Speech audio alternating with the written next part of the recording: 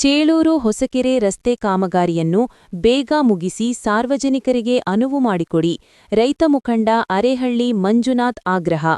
ಗುಬ್ಬಿ ತಾಲೂಕು ಹಾಗಲವಾಡಿ ಹೋಬಳಿ ಹೊಸಕೆರೆ ಚೇಳೂರು ಮಧ್ಯ ರಸ್ತೆ ಕಾಮಗಾರಿ ನಡೆಯುತ್ತಿದ್ದು, ರಸ್ತೆಯ ಟಾರ್ ಅನ್ನು ತೆಗೆದಿರುವುದು ಮತ್ತು ಜಲ್ಲಿಯನ್ನು ಹರಡಿ ಹಾಗೆ ಬಿಟ್ಟಿರುವುದರಿಂದ ಜಲ್ಲಿ ಮಣ್ಣನ್ನು ಸುರಿದು ರಸ್ತೆಯಲ್ಲಿ ಓಡಾಡುವ ದ್ವಿಚಕ್ರ ವಾಹನ ಸವಾರರಿಗೆ ತುಂಬಾ ತೊಂದರೆಯಾಗುತ್ತಿದ್ದು ಮತ್ತು ದಾರಿಯಲ್ಲಿ ಪ್ರಯಾಣಿಸುವ ದಾರಿ ಹೋಕರಿಗೆ ತುಂಬಾ ಧೂಳು ಎಂದು ತೊಂದರೆಯಾಗುತ್ತಿದೆ.